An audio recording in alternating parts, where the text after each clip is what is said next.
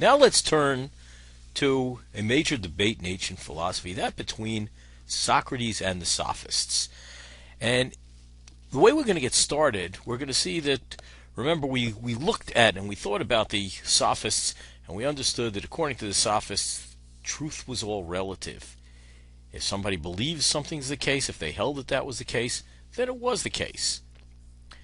Now we're going to turn to Socrates, who really had a very strong disagreement with him, and we're going to look at a problem that comes up that's talked about in ethics called weakness of the will. And let's just get a better understanding of what the problem is. Imagine your friend has tickets to, hey, it's football season, it's Sunday, so tickets to a football game, and you got a final exam tomorrow.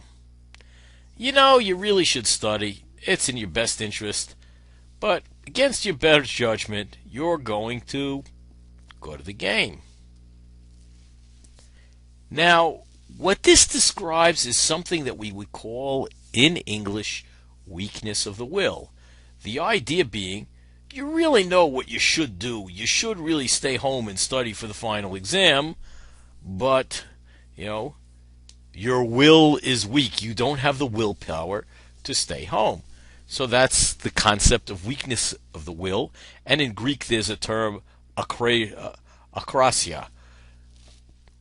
That is just weakness of the will. And the question is weakness of the will possible? And what we're going to see is that Socrates actually is going to argue that it's not possible, but it's going to bring up something interesting about Socrates' position versus the Sophists' position. Remember, the Sophist position being that truth is all relative. Whatever you believe is true is true. But when we turn to questions about morality, Socrates very strongly believes that just believing something does not make it correct.